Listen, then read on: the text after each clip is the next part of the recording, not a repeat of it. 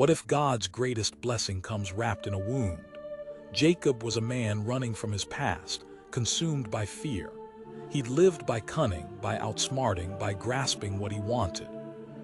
Genesis 32 paints him terrified, facing his estranged brother, Esau.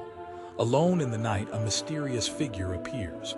Not an angel of comfort, but a wrestler, an unknown opponent. All night they fought, a physical, brutal battle. But this wasn't just a man. It was God himself, veiled in flesh, not to destroy Jacob, but to transform him. Jacob, the schemer, had always relied on his own strength, so God met him there in the arena of his self-reliance.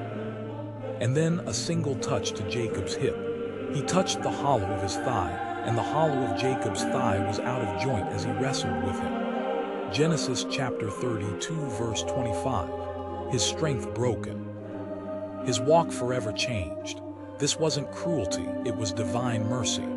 God wounded Jacob's independence so he would finally cling to God alone. Broken, limping, Jacob wouldn't let go. He cried, "I will not let thee go, except thou bless me." Genesis chapter 32, verse 26. He learned true blessing is not stolen, but received in surrender. God then asked, "What is thy name?" Not for information, but for confession. Jacob, the deceiver, finally admitted who he was, and in that surrender, a new identity was forged.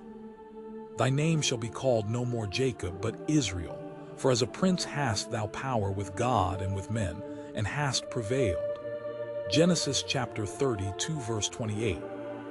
To prevail, God here wasn't victory by strength, but triumph through clinging, through yielding. It was losing his false self to gain true life in him.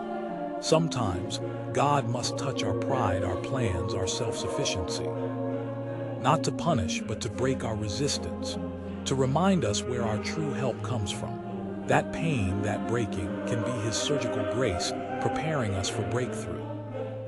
Have you ever felt God breaking a stronghold in your life, only to find a deeper blessing?